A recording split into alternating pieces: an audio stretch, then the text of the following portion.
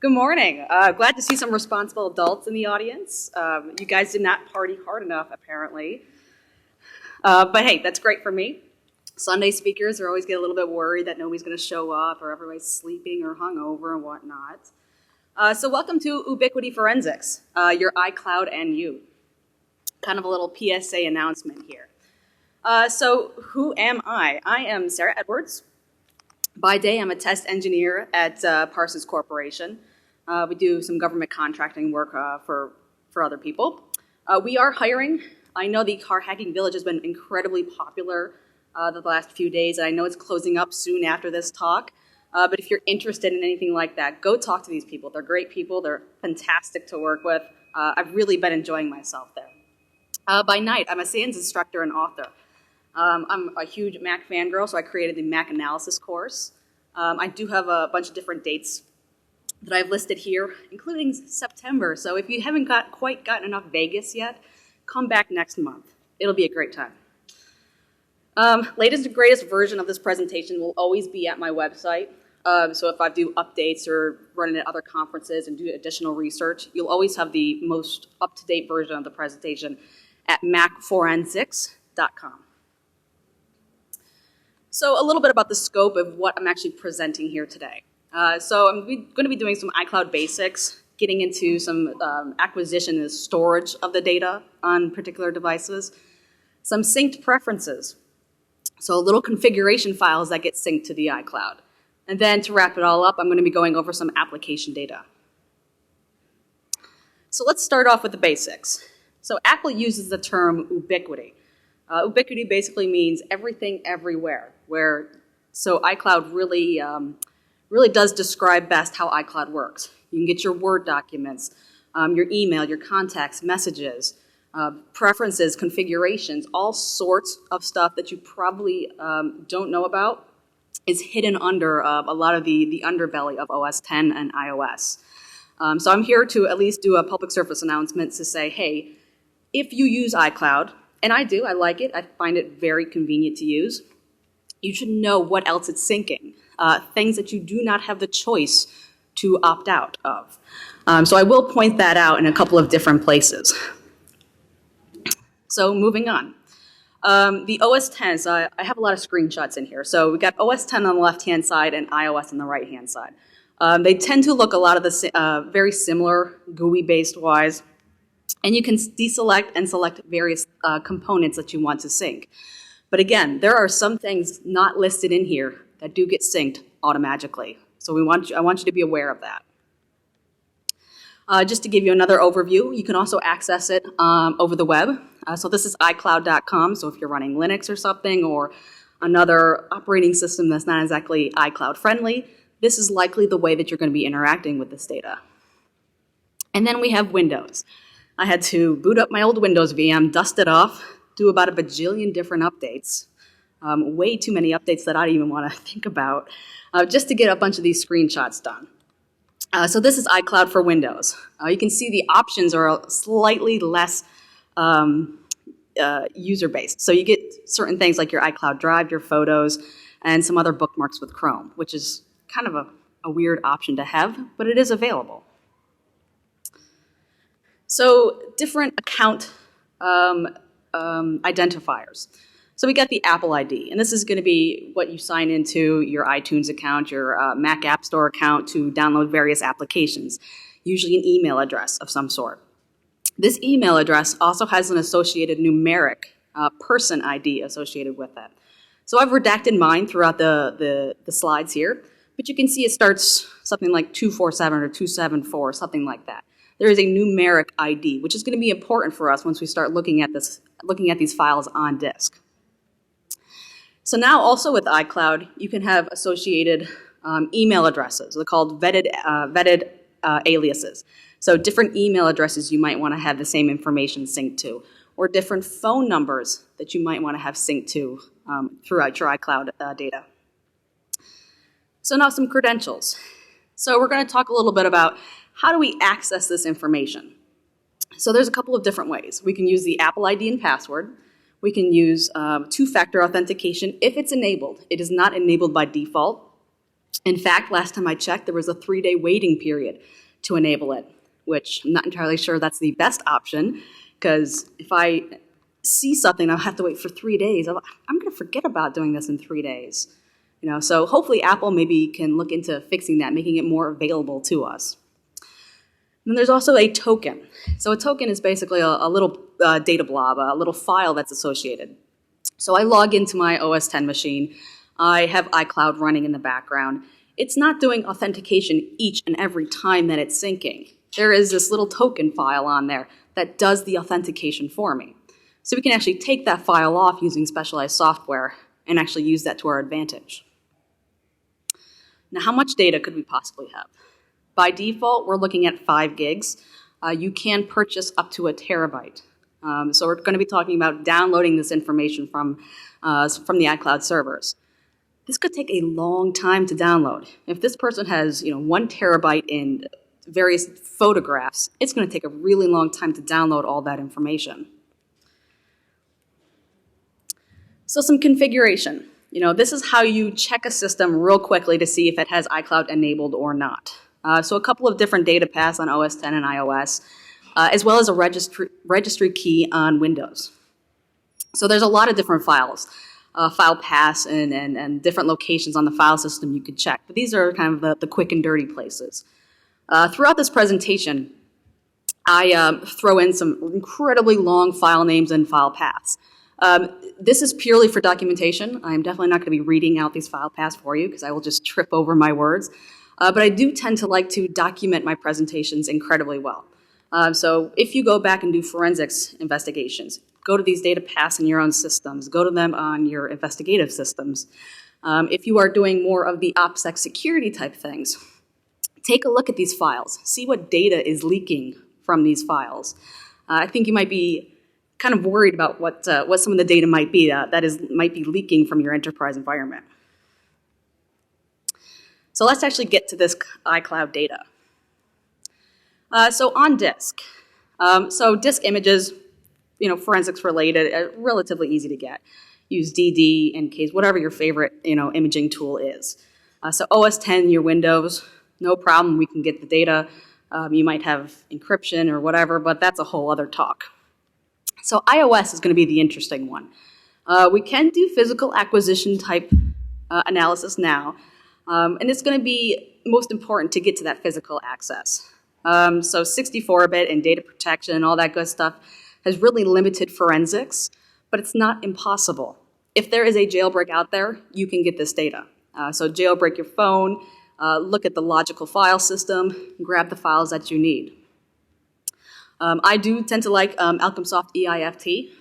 It's a piece of Russian software, but it's very highly used in the forensics community to actually do a physical logical, which is a giant tarball of all the user-related files. So not quite a full physical, but enough to get the job done. So iCloud.com, we're going to go over some various download tools. Some are more sketchy than others. Then I also want to go over various downloadable storage types. So we have iCloud backups.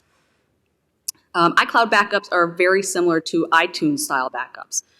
So it bundles all these files up, renames them with a hash, and then stores them up in the iCloud versus, say, on your system, on your Windows system, on your OS X system through iTunes.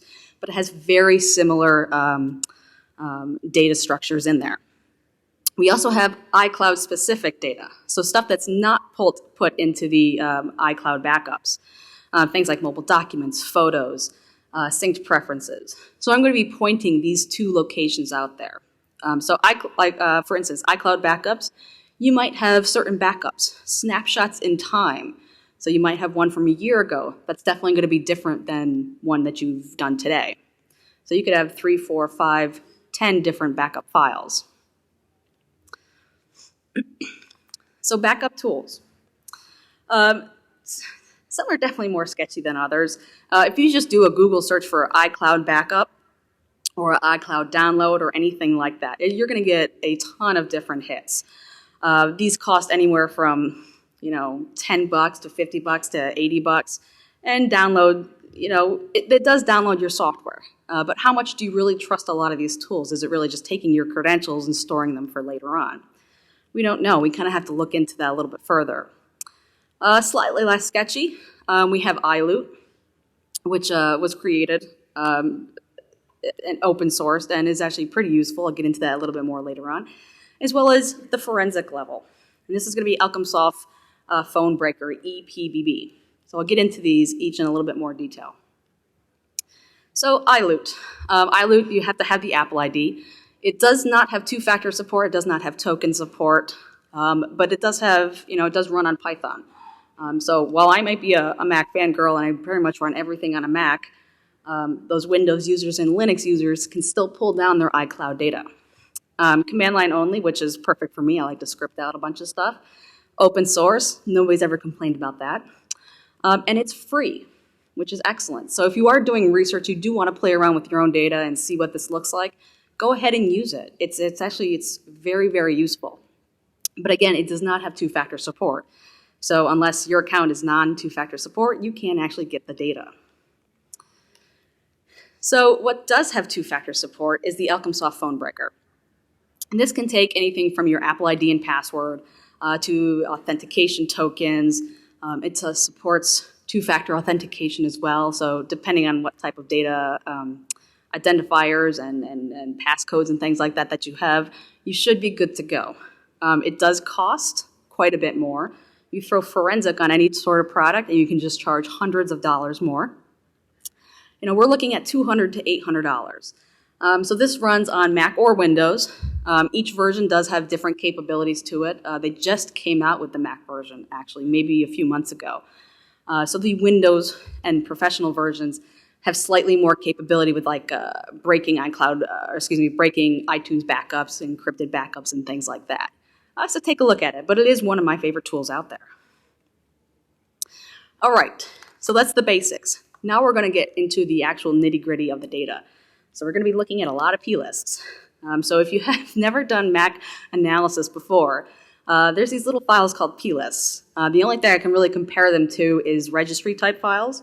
They're key data values, basically describing a lot of the configuration and data saved across the systems. And these are found on OS X and iOS. So synced preferences, these are little data files for configurations, saving various preferences, saving weather configurations, stock configurations. And those are some of the relatively more boring ones. So let's get into a few of these. So email. So iCloud does save your recent email information. So in the data paths above, you can see a lot of these different plist files. So I have an example of one here. So under the values key, you see this GP or MR underscore and some hash-like value. Under each one of these keys holds a lot more different pieces of data. Now this one's really called com_apple_mail.recents.plist. I have the arrow there showing you how many recent emails I have. It stores a lot of them. It's basically calling through all your mail and breaking out different pieces and storing that information in there. So I don't email a whole lot, or at least I don't consider myself to be emailing a whole lot, but it sure is saving 680 different conversations. Now let me get into this a little bit more in detail. So the MR is data for a single contact. So if I'm talking point-to-point with one other person, that data is going to be stored in there.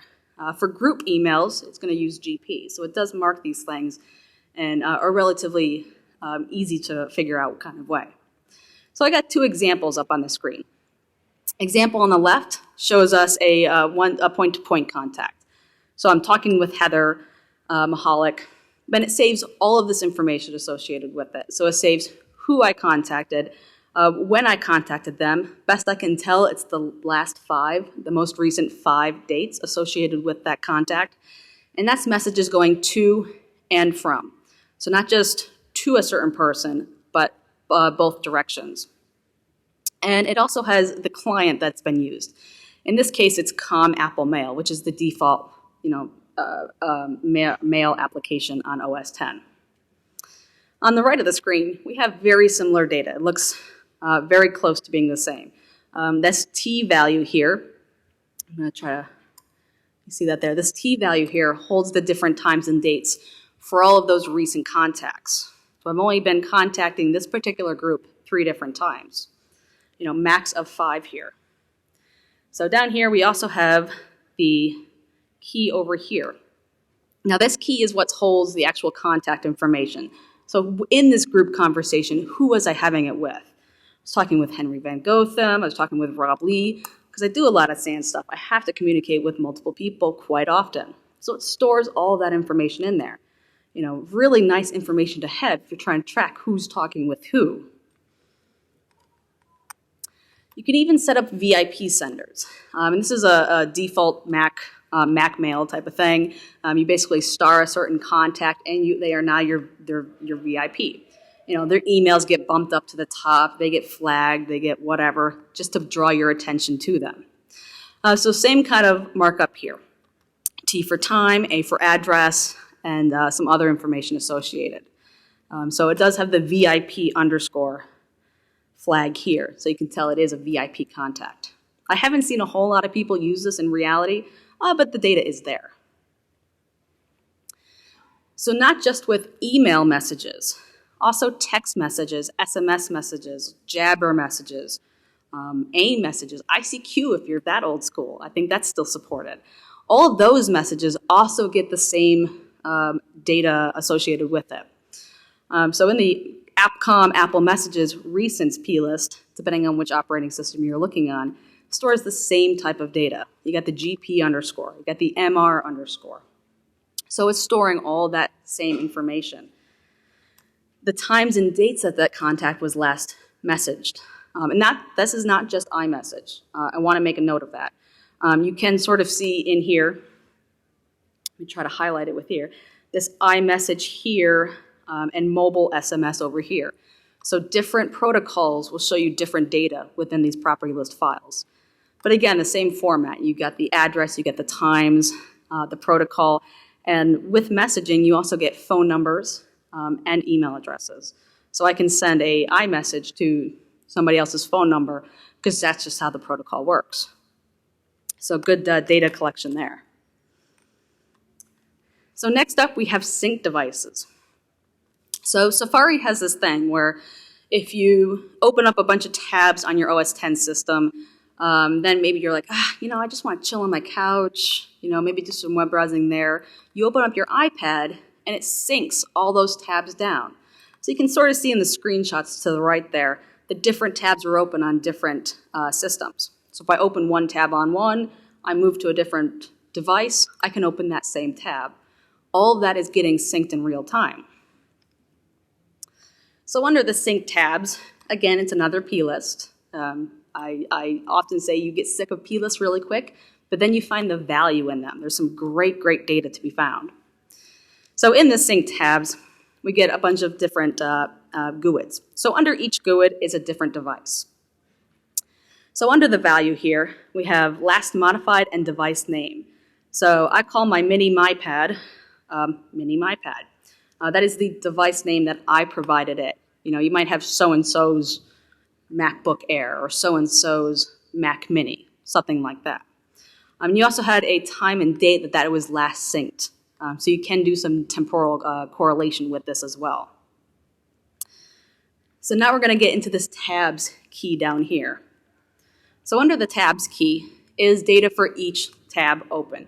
Now, it's relatively simple data. It's basically just whatever the title of the web page was, as well as the URL that it was for. So think about this. If you're being investigated for whatever bad thing you're being investigated for, the cops come by and they get a copy of your iPhone. You still have, say, 5 different other Mac devices or iDevices that they don't know about. If you're using iCloud and you're syncing all of that data, they can potentially see what Safari tabs you have open at a given period because it's syncing in real time, assuming it has a data connection. So maybe you open some tabs on your web browser at home that maybe you shouldn't have. Whatever the case may be, that's going to get synced down. And if they have a copy of one, they might as well have a copy of all of them at this point. So this is one of my favorites, synced access points. So Wi-Fi configurations are also synced across various devices.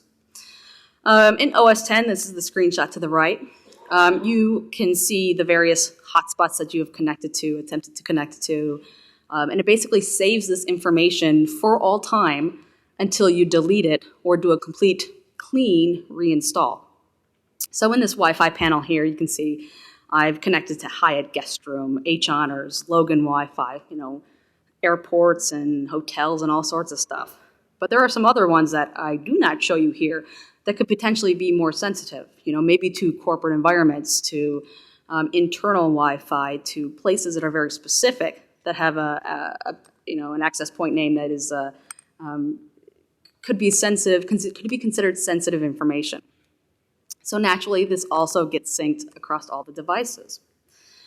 So a couple of other P-lists here. On the left, you can see all the things that I've connected to fairly recently. And I like to keep a lot of my data in here purely for science.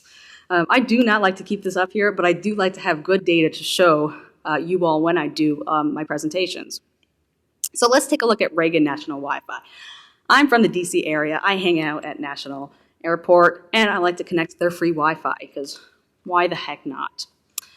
So this, of course, gets synced back. So what kind of data is getting synced? The BSS IDs, the AP mode, all that good Wi-Fi stuff. But specifically about the device information, we get the name of the device. In this case, it's my phone 5S, as well as when this was synced. So added at. So this string right here basically says, hey, I was at National Airport on February 9th, 2014 at a very specific time. This is very, very specific. Now, if you look at all of your access points, you do data correlation. You can make a beautiful timeline of everywhere this person connected to at a certain point in time. Very scary stuff. So next up, we have map information. So I was always kind of curious why the Maps application came down on OS 10. I don't find it particularly useful. But I guess they sort of brought it in to sync all the iCloud map data with. Now, I use Maps on my phone, sometimes better off than others, but I do use Apple Maps. Not exactly known as the most reliable, but I do use it. So that data also gets synced to OS 10 maps on my system, or on my laptop and my desktop systems at home. So favorite locations. Now, these are user-created favorite locations. You might have your home address in there, your work address, whatever places you want to just go to very quickly. That's saved in its own list. It's a plist file, and it's called under sync_bookmark some item, and again, a GUID. A lot of these items are based upon various GUIDs, some sort of good identifying information. So we can search across the drive for these various GUIDs to find certain information as well. So the meat of this is actually under the data key. Now this is kind of a proprietary data blob, I guess you could say. Apple does this every once in a while. I haven't taken the time out to parse it because you can pretty much just see what the data is supposed to be. I'm just using the strings on there. So I throw it into a hex editor. You can see I was in Denmark, I was at Copenhagen doing some touristy type stuff. If you've never not been to Nyhavn in Copenhagen, highly recommend it. It's very pretty. Are you from there? That's awesome. Am I lying? It's a beautiful place. Kind of touristy, but really pretty. So a lot of the other map data, we have recent addresses and recent location and searches. One note on the recent addresses. This is not user-driven. This is being extracted from your email files, extracted from various web addresses, extracted from all sorts of stuff. If you take a look at it, I have a couple of examples in here. I was condo searching, so I was hooked up with Redfin. I was looking at all sorts of different condos in Arlington and Fairfax and wherever. It's every time I got a Redfin email, and those things, they come in daily, it's scraping the addresses for all of those emails and throwing them into this database. So this is not a choice that the user can disable. So be aware of that. Now, recent location in searches, this is definitely something that the user can do. So wherever they search, maybe they're looking for a pharmacy in San Diego, let's say, or they're looking for a burger place, directions to a burger place in Fairfax. All sorts of good tracking information in there. Where has this person been? So that extracted information follows the same structure that we've seen in a lot of other property list files before. It's got the date and times of these emails.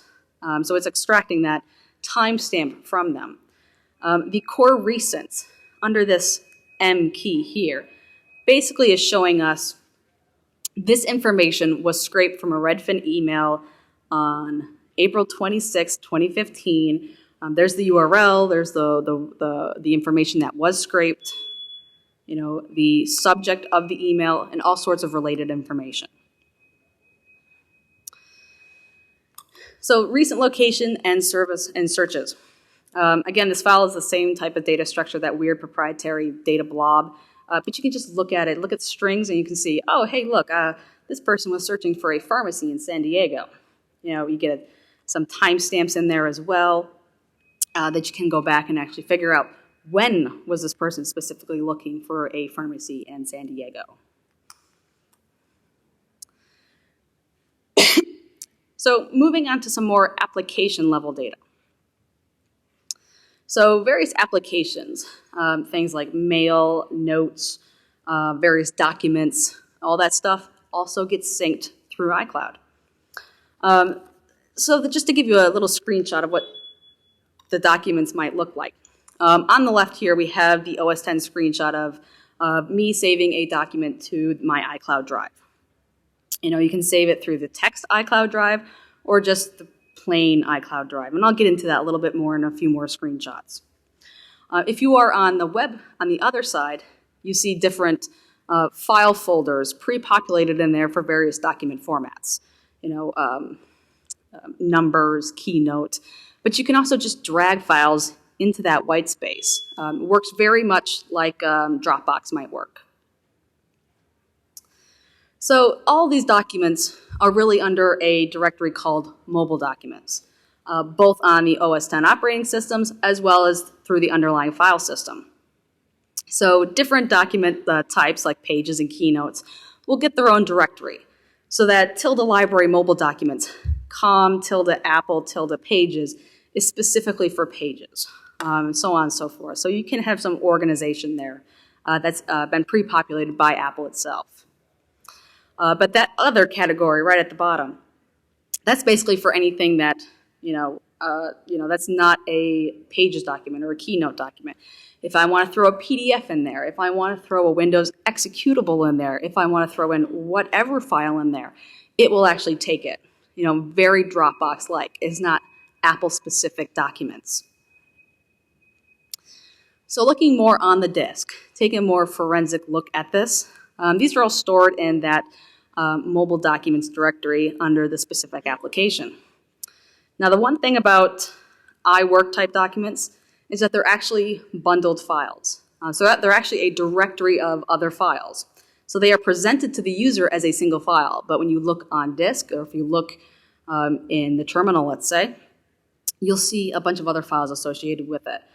So different pictures in the document, different pages, different text, metadata, all sorts of good stuff, all bundled into one. So that's why you might see multiple files under one document. On iOS, follows the same sort of file structure. Under private var mobile library, you have that mobile documents directory. And that's going to look very similar to what we saw on OS X. com~apple~TextEdit or whatever other app you might have. On Windows, same thing. This is one of the few things that Windows does sync down to a Windows device. Again, same similar structure. You get the mobile documents directory under your user directory through Windows. So, photos. This application is probably more popular than not. If you have an iPhone, you tend to take a lot of photos. We can get some giant disks now on iOS devices, up to 128 gigs.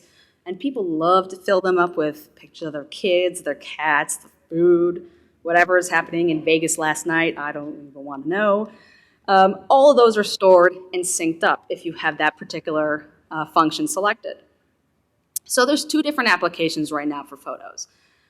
So there's the legacy photos application, as well as photos that came out in 10.10.2 or 10.10.3. I can't recall right now.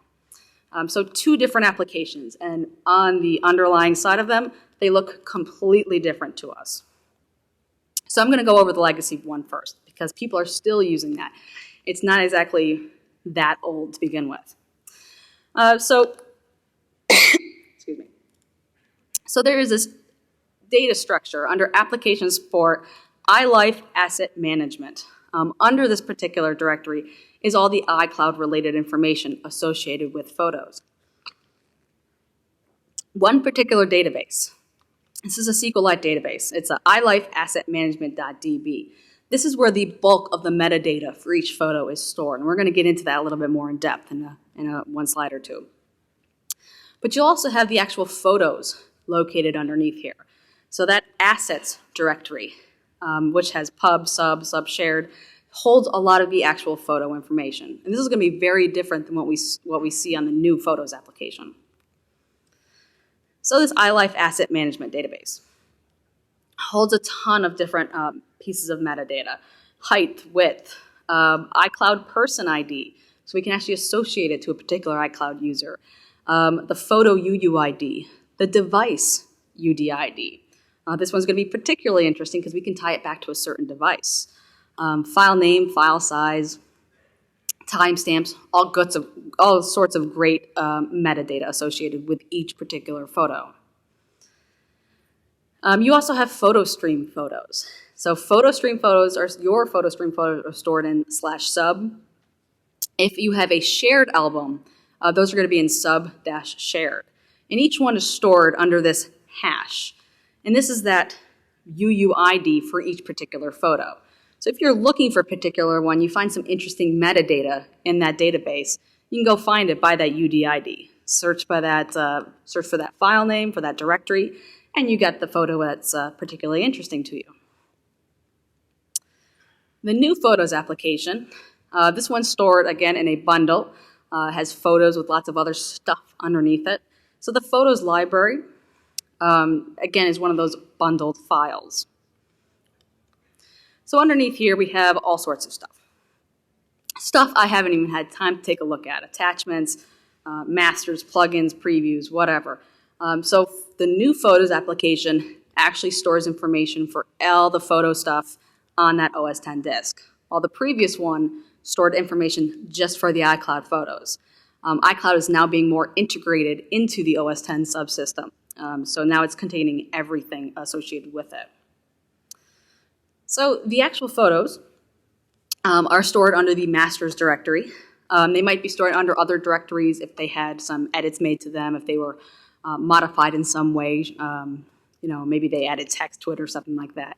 But the general photo themselves are under the masters directory. We have timestamp file paths, which makes it pretty easy to find photos that were taken for a certain time period. But how do we actually tell, because this is all the photos, how do we actually tell which are iCloud specific photos? So I could have a camera, I could have a nice digital SLR, hook it up here, and those photos would also be in those directories. If we look at the extended attributes, we can tell if it's an iCloud photo or not. So one of my favorite commands is XATTR. I like the flags X and L just to show me the data in a hex format. We can actually see what this quarantine value is. So the COM Apple quarantine, these metadata values get populated every time you download a file, every time an attachment comes in. You download a file through a web browser. This COM Apple quarantine information gets tagged with specific files. Forensically speaking, this stuff is gold. This tells you when that file was downloaded. That hex value in there is a timestamp. It tells you what process downloaded this photo. So in this particular instance, we see Cloud Photos D. But say we downloaded something from Safari or Chrome or Firefox, it's actually going to show you that it came from Safari, Chrome, or Firefox. So on a side note, forensically speaking, take a look at this information. It is one of my favorite pieces. So metadata. On the legacy Photos application, we had the iLife Photo, iLife Asset Management Database, and that stored all the metadata associated with each iCloud photo. And this one, we have a library APDB file. This is also a SQLite database. If you see anything on Mac, it's either a plist file or a SQLite database. Generally speaking, I would say 95% of everything is one of those two file types. So the Photos metadata. We get a lot more metadata on the new Photos application. Various timestamps, height, width, whatever. But we also get locational information. So it's pulling this data outside of the EXIF data. We're getting kind of like a reverse DNS lookup of this particular data. So we don't have to pull that information from EXIF data and have to throw it into Google or whatever GPS coordinate thing we like. It's actually showing this. Oh, hey, this photo came from Denmark on a certain date and time or wherever. So really good information in there. So we can actually just scroll through the database, find a picture from a certain location that's of particular interest to us, and go looking for that without having to do a lot of the background work for it. So the new Photos application, all that photo data, the photo stream data is also stored in these particular files.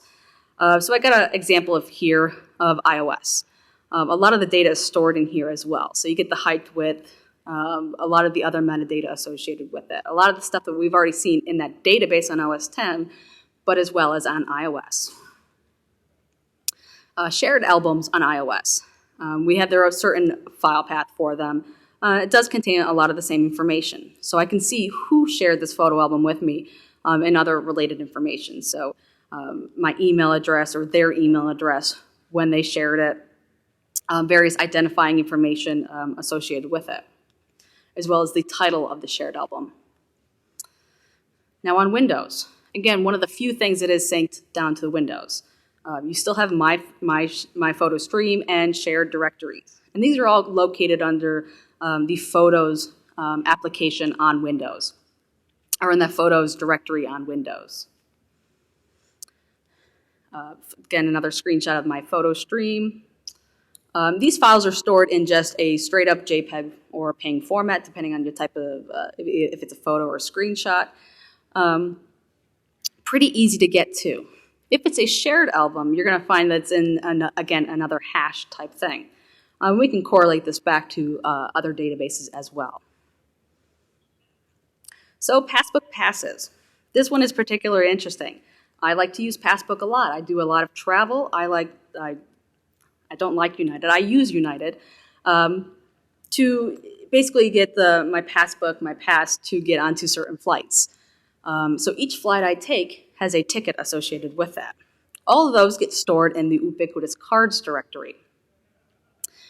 In this directory, we have these PK Pass directories. So in these directories stores all the information associated with each card. Now these could be airline cards, they could be Starbucks gift cards, Target cards, what have you. What you won't see here is Apple Pay related information. So you're not going to see your MasterCard, your Amex card, or anything like that. This is not Apple Pay specific information. So in these files, we have pass.json. This is just a JSON file, not an XML or anything, not a plist file for some reason, but a pass.json file. So Apple's got to switch it up every once in a while. So this stores all the metadata associated with each pass. So in this one, it shows me what flight I was on, what seat I was on, my United Mileage Plus number, what gate I was at, all sorts of interesting metadata. The Notes application. So each note that you take, whether on iOS or Android, OS X, you see a lot of the same information getting synced up. Now you can choose to make it an iCloud note or not, but many people do because it's almost like an automatic backup of that data. So all that data is stored in these particular directories in a SQLite database. So iOS or OS X, the SQLite database is very, very similar. I've done one little query here just to show you some general information. Each note has associated timestamps, when the note was created, when it was last modified, and just an HTML rendering of the note contents. So very easy to get to that data. Calendar and reminders. Calendar reminders, while two separate applications on OS X and iOS, they're actually integrated as one in the back end. Just a calendar view there. And again, I've done the same thing. So again, they are SQLite database. You can pull out very quick information out of them. So when was the calendar item created? What was the reminder for? Alarm information, all sorts of metadata. These databases are incredibly large databases. Really makes for awful screenshots. Thus, I made a tiny little query to just to show you the general information. Contact information. So all your Apple contacts, all the phone contacts, your messaging contacts, those are all synced back up to the iCloud. So every time you add a new contact, maybe you've added a lot of contacts at this conference, it's likely those are getting pushed up to the iCloud and maybe saved on your OS X systems back at home. And those are, again, stored in a SQLite database. So I pulled out one of the records, a lot of information associated with it. So while here I have a creation date, modification date, first, last name for Andrew, and thankfully I blocked out his number, otherwise I'm sure he'd be receiving some calls. I don't think he'd appreciate that. But there could be also a ton more information associated. Things like social media accounts, physical addresses, digital addresses, all sorts of great contact information depending on what the person put in there. Now we're down to third-party applications. So if you've looked in some of these screenshots here, you've seen things like iCloud, Com, Get Dropbox, Microsoft Office PowerPoint, OneNote, SkyDrive. It looks like these could be reserved for future use. I took a look at mine. I tried playing with the application to populate that data, but they all seem to be empty. So even the absence of data can still tell us a little bit of something. So you can see what applications I actually use just by looking at this. So maybe you don't have my iPhone, but you can tell some of the applications that I do use. So I'm assuming this is kind of a reserve for future use type of thing. And last but not least, iCloud Keychain. iCloud Keychain can be extremely useful. People do not like typing in passwords on their iOS devices. I can barely type on these things. I have small hands and I don't like doing it. So maybe I want to save all my passwords to Amazon or social media accounts into this database. So this keychain2.db is just a SQLite database. You can look in there, you might be able to find some strings of interest. If you get access to the user's OS X system, along with their password, you can actually dump their iCloud keychain, which is incredibly useful to do. Have not yet found a tool or way to do it on an iOS-specific device, but if you do get access to the user's desktop or laptop system, it does make it a lot easier. It's only protected by the user's login password. And this can contain anything from email accounts, certificates, keys, credit card information, saved form data, addresses. There's really no limit to what could be saved in the iCloud keychain. It works just like the keychain on OS X. It's just synced to all of your devices. Just a screenshot of the keychain access program. So if you do have the user's password, you can go ahead and click this lock up at the top, input that password, and you've now unlocked that keychain, and you can go ahead and browse the data at your leisure. So that's it for the presentation. Hopefully the goons are not going to kick me off stage. I do thank you for coming to the presentation. If you have any questions for me, I will be here for maybe a couple minutes and then outside in the hall. Feel free to email me any questions you might have. I'm also on Twitter. I am EVLTwin. I do a lot of the twittering, if you will. It's probably the only social thing that I probably do. So feel free to hit me up on that as well. So thank you for coming. I hope this was informative, and I hope you have a great rest of the conference.